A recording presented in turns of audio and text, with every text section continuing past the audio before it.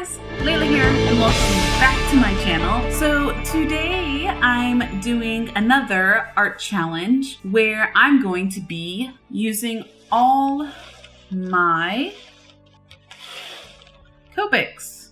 And these are literally all the Copics I own. So I have a 36E color set in the Copic Chow, and then I have singles of Copic sketches and a few singles of the Copic Chows. So in a way, this may be kind of an easy-ish challenge, considering that Copic is expensive and I don't exactly have a huge set, but I don't think that's too big of a deal. So prior to this recording, I went ahead and I did my digital line art. So I decided to get pretty creative and focus on a lot of detail. Usually when I do line art pieces, I don't spend a whole ton of time creating like a background and this whole like just scenery, I guess you could say. So this is definitely kind of new, and I figured it would be necessary since I'm going to be using so many colors, so I didn't want to make it look like a mess. All right. And so basically as I work, in order to keep track of which markers I've used and which ones I haven't, I'll be placing them on the other side just so that it's less confusing for me. And I don't really use my Copics a lot, and I think like people think that I just don't like Copic, and that's totally not the truth. It's just I definitely try to use my Copics only when I feel like the picture really calls for Copics.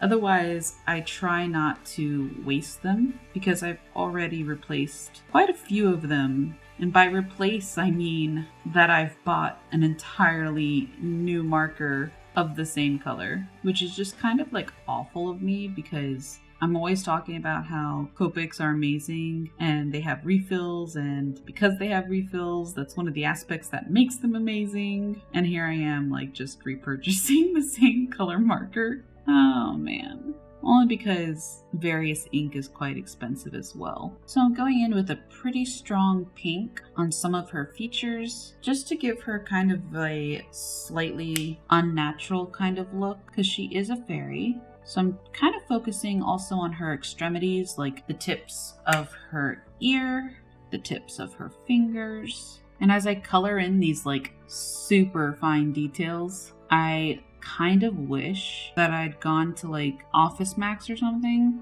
and had this printed on like a I was gonna say huger. Oh my god. A bigger paper. Because I'm like having to do practically like pointillism over here just to get in to these itty bitty areas. Not what I'd hoped for. And for those wondering how long I actually spent on this line art, the answer is too long. But no, I probably spent, I want to say maybe 4 or 5 hours on this line art, which is definitely a lot even for me. Despite being a slow artist. I was hoping for more of a seamless blend in this area, but it came out a bit more streaky than I anticipated. But it's not a big deal because I planned on inking the wings in with the typical sort of black butterfly design that you would find on butterflies. And so there we go. I really like the design I ended up doing. I pretty much just freehanded it, and thank goodness it worked. Because usually when I freehand things, they don't usually always work out. Okay, I think I'm going to call this fairy done. And I'm going to move on to the next one. And so with this fairy, I'm going to go with some slightly blue sort of hues. So like on this fairy, I did pinkish sort of highlights, lowlights, accents. I don't know. So I'm going to do the same with the other, but just in blue. And this is too light of a blue. So I'm going to go with a slightly darker one. See if I can get some color on this girl, which is kind of an ironic thing to say, given that the blue fingertips make her look dead. But that's okay.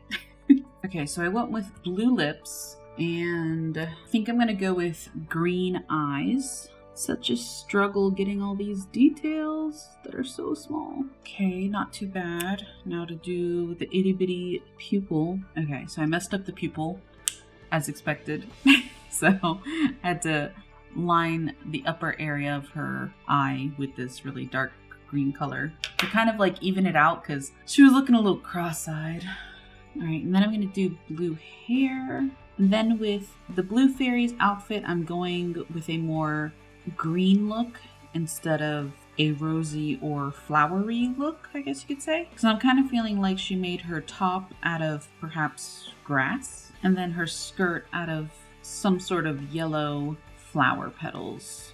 And wow, I'm really impressed with this blend right here. Ooh, the petals of her dress came out way better than I absolutely expected. I'm gonna go ahead and add in some shinies, really make it pop. And I'm not entirely too sure if petals actually glisten like this, but I like the way it looks anyways. So this is a really interesting color blend. Also not turning out exactly like I would have wanted, but it's super sunset-like, I feel. And once I do the black overlay design, I think it'll really look super pretty. I'm definitely really happy with the color scheme of these wings, especially since, like, in my own fictional fairy universe, I feel like the color of their wings would play a bigger defining factor into what kind of a fairy they were. Not that I know the kind of fairies there are, but since fairies don't exist, I'm just gonna make up different types of fairies. But yeah, I would say this fairy is like a sunset twilight fairy, whereas this one would be like a midnight fairy. I don't know. And it definitely went with contrasting colors of their wings and outfits. So even though she's mostly pinks and purples, I did her wings blue. And even though she's more, blues and greens and yellows, I did her wings pink. And I feel like it gives a certain level of balance. So now I'm going to be working on the background since my two fairies are done. These are all the colors that I've used so far to color these two girls in. And then these are the colors that I basically have left. Pretty much all my boring colors. What? Just a lot of like grays, light grays. That one shouldn't be over here. I've already used this one.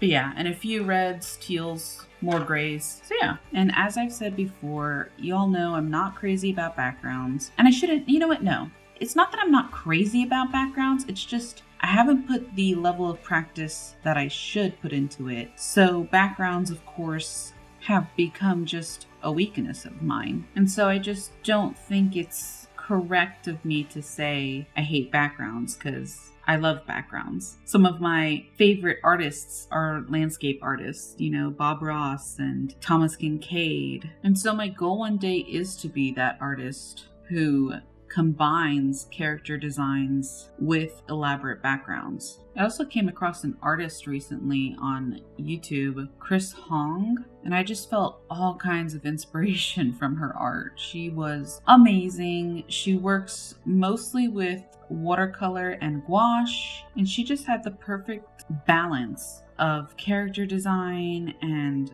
gorgeous backgrounds, all pulled together so beautifully with the way she does her lighting. She has a very Norman Rockwell kind of feel, and it just got me feeling all sorts of inspired. One thing I do enjoy about backgrounds is that a lot of stuff is just texture. So for instance, these trees, I pretty much just colored in by doing multiple lines of different colors of browns, which is pretty cool because this is a really simple way to get through all my brown colors that I've got. And I pretty much did the same thing for the rocks, which was kind of like just taking my grays and stippling them. And I'm going back in on the Blue Fairy's hair, because I had this intense blue that I hadn't used just yet, and I felt like it could add more depth to her hair, and I definitely think it does. So I currently have these colors left, and I don't know what I'm going to do with most of them. Okay, let's see. I'm going to use most of the lighter colors for these flowers. This color is Brick White.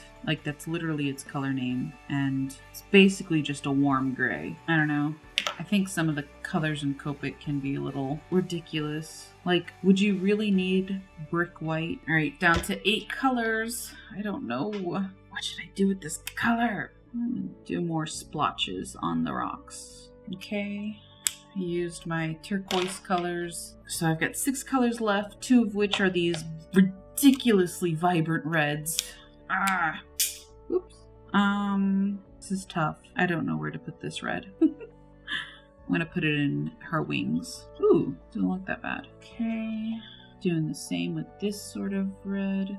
Okay, so 4 colors left. Pretty much really dark grays, except for this cool gray. Didn't I already use this? I feel like I already used it. Well, in the event that I didn't. More splotches to the rocks. All right. And this is probably a cop-out, but I'm probably gonna just do the same with these last few colors as far as the splotches on the rocks go. All right, sweet. So I've used every Copic marker I own in this piece as far as the colors go, just so you all can see. But obviously this piece isn't done, so I'm gonna be repeating some colors, of course. But as far as the placement of the markers, no longer matters because I've used every single one. So now I'm going to color the water in. I'm a little nervous about this, mostly because I'm going to use a texture technique of just doing wavy lines horizontally. I hope it turns out good because sometimes when I color in larger areas, I get just a lot of splotchiness, and I really don't want that effect. Well, I'm a little nervous with this decision that I've made, but there's no turning back now. I'm just gonna keep going with it. Okay, so now I'm less nervous. After adding a good amount of different tones of blue, I definitely feel like I achieved a nice watery river effect. And so the final thing to wrap this all up is the background color. And I'm not sure what colors to use as far as that goes.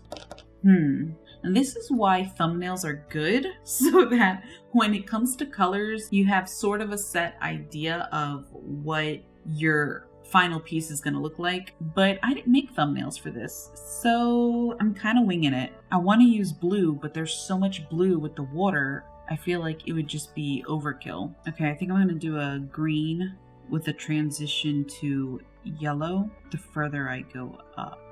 Yeah, I think that's a good idea to kind of give this idea that we're looking sort of at a blurred background of just land rather than sky, because land makes more sense since we're in the forest. So let's move to a soft yellow, and let's move to a slightly darker yellow just to give some dimension. All right, definitely loving the final result so far. So I'm going to go to an even darker yellow for the top. And now basically I'm just outlining the 2 fairies in white. And I know it unrealistically sort of separates them from the background, but I really like this sort of touch. I really think it fits as well because they are magical sort of beings. So I feel like this white outline makes them look like they're glowing a bit. And that's that. And I feel I did a pretty good job with incorporating all my Copic colors into this one piece. The background definitely helped with that, especially with all these sort of neutral gray tones and greens and browns and all that stuff. But yeah, I'm really satisfied with the piece that I was able to achieve. And if you're interested, I will have this line art on my website, halalela.com. There's a link in the description if you're interested in printing it out and coloring this yourself. So yeah, if you enjoyed this video, maybe comment, like, and subscribe, and I'll see you next time. Thanks, guys.